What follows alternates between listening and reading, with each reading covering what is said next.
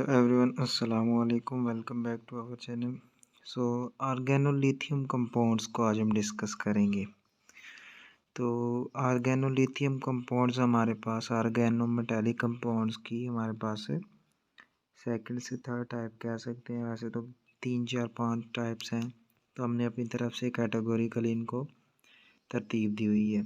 तो ऑर्गेनोलिथियम हमारे पास जो कंपाउंड्स हैं ये बेसिकली हमारे पास है, इनको करेक्टराइज किया जाता है CLI बॉन्ड से, यानी कि कार्बन और लिथियम का बॉन्ड RLI भी हो सकता है और CLI बॉन्ड भी हो सकता है। तो ये बहुत ही ज़्यादा इम्पोर्टेंट होती है ऑर्गेनिक सिंथेसिस के अंदर, ठीक है। और ये हमारे पास इनकी जो रिएक्टिविटी होती है वो ऑलमोस्ट सेम ही होती है, लेकिन ये लेस रिएक्टिव होती हैं ऑर्गेनोसोडियम कंपाउंड से, लेकिन ग्रिग्नार्ड रिएजेंट से ये ज़्यादा रिएक्टिव होते हैं। लेकिन सर्टेन केसेस के अंदर हमारे पास जो होता है कि ऑर्गेनोलिथियम कंपाउंड्स होते हैं ये डिफरेंट होते हैं हमारे पास ग्रिग्नार्ड रिएजेंट से, यानी कि ये सेम रिएक्शन देते हैं, ठीक है, उनकी तरह के, लेकिन कुछ ऐसे रिएक्शंस हैं जो हमारा ग्रिग्नार्ड रिएजेंट नहीं देता, तो ये वो वाले रिएक्शन जो है वो अंडरगो करता है, यानी कि जो उसकी लिमिटेशन है ये उसका स्ट्रॉन्ग पॉइंट है। तो उसी के थ्रू ये हमारे पास क्या करता है कि ये फर्दर जो रिएक्टिंग सब्सटेंसेस रिएक्टिंग स्पीशीज जो है इसको एक स्पेशलिटी दी गई है सिंथेसिस के अंदर। उसकी वजह क्या है कि ये ऐसे रिएक्शन देता है जो ग्रिग्नार्ड रिएजेंट अंडरगो नहीं करता।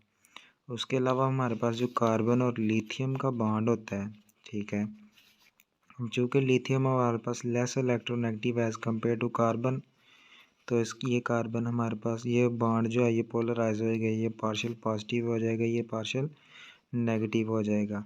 तो इट मीन्स कि जो हमारे पास ऑर्गेनोलिथियम है ये एज अ न्यूक्लियोफाइल भी एक्ट करेगा, ठीक है, और एज अ बेस भी एक्ट करेगा। बेस के ऊपर प्रोटॉन अटैक कर सकेगा, न्यूक्लियोफाइल के ऊपर हमारे पास इलेक्ट्रोफिलिक स्पीशी जो है वो अटैक कर सकेगी। उसके अलावा इसकी जो प्रेपरेशन है, तो प्रेपरेशन के अंदर हम इसको प्रिपेयर कर सकते हैं अल्काइल हैलाइड से, ठीक है।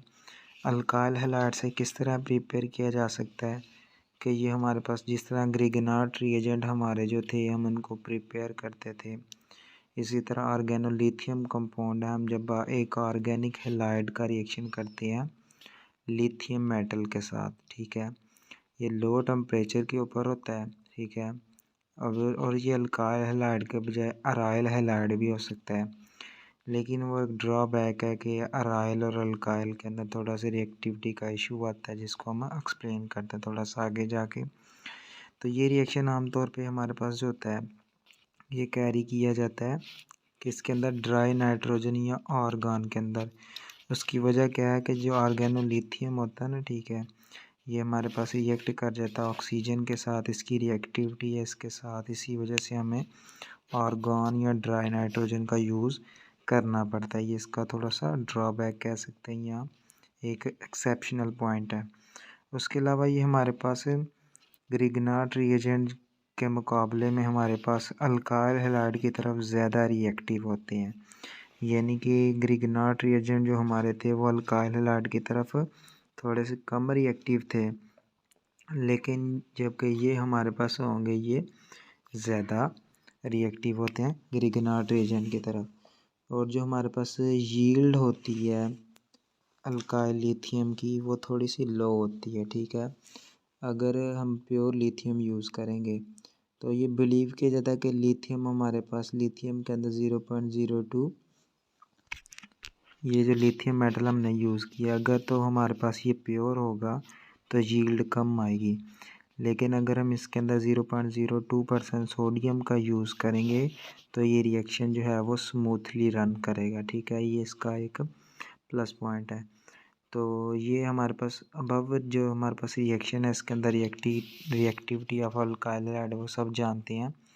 अल्काइल आयोडाइड सबसे ज़्यादा होता है, उसके बाद ब्रोमाइड है, क्लोराइड और फ्लोराइड है। इस तरह हमारे पास है अल्काइल हैलाइड की रिएक्टिविटी है।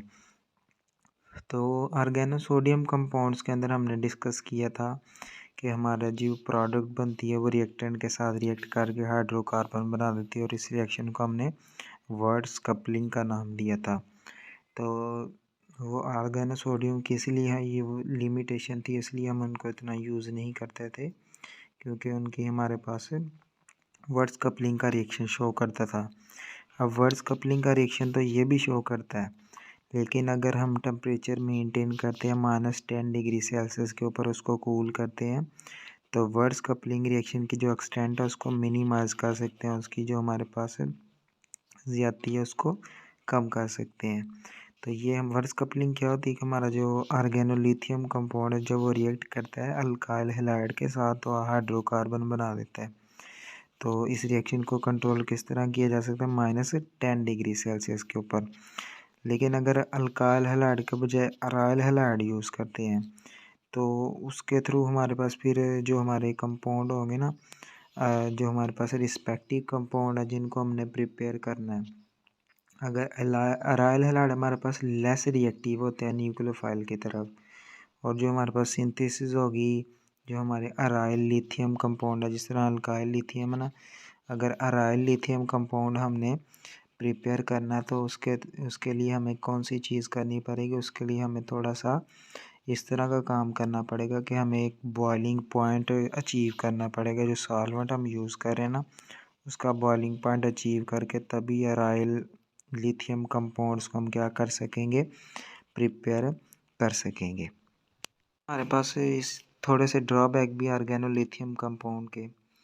अब जो हमारा लिथियम मेटल होता है ना ये हमेशा डायरेक्टली रिएक्ट नहीं करता अराइल या विनाइल हैलाइड के साथ, तो उसके लिए हमें एक दूसरा रिएक्शन भी अटेन करना पड़ता है जिसको हम मेटल हैलोजन एक्सचेंज के नाम से जानते हैं। यानी कि मेटल और हैलोजन का आपस में क्या हो जाता है, एक्सचेंज हो जाता है। तो ये मेथड हमारे पास यूज़फुल है अगर हमने उन ऑर्गेनोलिथियम की कंपाउंड की प्रिपरेशन करनी है जिनको हमने अल्काइल हैलाइड से और मेटल से डायरेक्टली प्रिपेयर नहीं कर सकते थे। इस मेथड के अंदर हमारे पास एक ऑर्गेनिक हैलाइड का हम रिएक्शन करवाते हैं, किसके साथ है, अल्काइल लिथियम के साथ। फॉर एग्जांपल हमारे पास अल्काइल ब्रोमाइड और ब्यूटाइल लिथियम का हम रिएक्शन करवाते हैं, उसके नतीजे में हमारे पास अल्काइल लिथियम बनेगा और साथ है ब्यूटाइल ब्रोमाइड बनेगा। तो यही हमारे पास ये मेथड एक बेस्ट सूटेड है हमारे पास अराइल लिथियम के डेरिवेटिव्स को भी प्रिपेयर करने के लिए। उसको भी हम क्या कर सकते हैं, प्रिपेयर कर सकते हैं। फॉर एग्जांपल ये हमारे पास है बेंजीन के साथ ब्रोमीन लगा हुआ है और साथ हमारे पास कोई भी एक कंपाउंड मौजूद है RLi, तो हमारे पास क्या होगा, यहाँ बेंजीन के साथ लिथियम जुड़ जाएगा और ये जो हमारा अल्काइल ग्रुप है इसके साथ ब्रोमीन जुड़ जाएगा। तो ये इसकी सिंथेसिस के अंदर हमारे पास डिफरेंट जो है वो इसकी प्रॉपर्टीज़ आ जाएंगी। सेम अगर हम अल्कीन का भी रिएक्शन करवाते हैं ब्यूटाइल लिथियम के साथ तो उसके नतीजे में डबल बॉन्ड हमारे पास क्या होगा, विनाइल लिथियम होता है।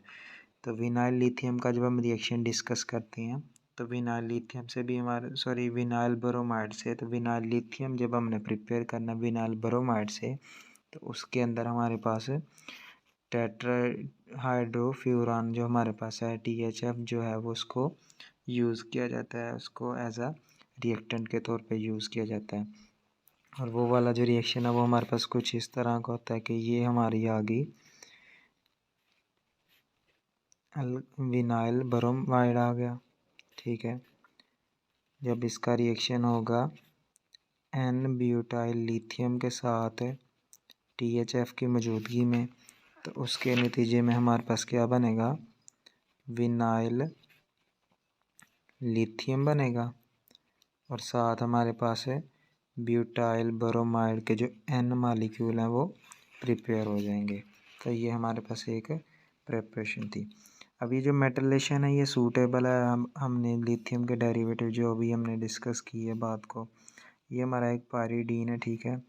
तो पायरीडीन अल्काइल पायरीडीन है, तो क्या होगा कि ये हमारे पास कि मैंने बताया था कि यहाँ से एक हाइड्रोजन उतर जाएगा, ठीक है, और यहाँ से हमारे पास लिथियम क्या हो जाएगा इसके साथ जुड़ जाएगा, ये फिनाइल हाइड्रोजन बन जाएगा। ठीक है, पूरा फिनाइल ग्रुप पर लग जाएगा हाइड्रोजन इसके साथ, और ये हमारे पास डेरिवेटिव लिथियम का बन जाएगा। सेम इसी तरह इधर क्या होगा, हमारे पास फिनाइल हाइड्रोजन के साथ और इसकी रिप्लेसमेंट किसके साथ हो जाएगी, मेटल हैलोजन की एक्सचेंजमेंट के साथ हमारे पास इस तरह का एक रिएक्शन हो जाएगा। तो ये मेटलेशन से, अब ये कमर्शियली हमारे पास जो जितने भी हैं ना ऑर्गेनोलिथियम कंपाउंड्स ये मौजूद होते हैं हमारे पास, हम इनको अवेलेबल होता है, हम इनको कमर्शियली अटेन कर सकते हैं।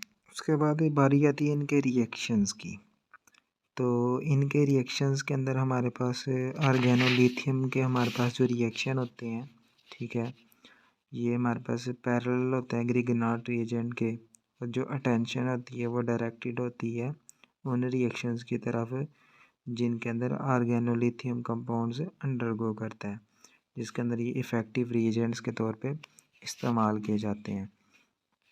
तो ये हमारे पास लेस प्रिवेंट होते हैं स्टीरिक हाइड्रेंस से, यानी कि स्टीरिक हाइड्रेंस जो है वो इनको इतना तंग नहीं करती। लेस प्रिवेंटेड बाय स्टीरिक हाइड्रेंस, और ये कब होता है, जब ये हमारे पास कार्बोनाइल ग्रुप के साथ रिएक्ट करता है।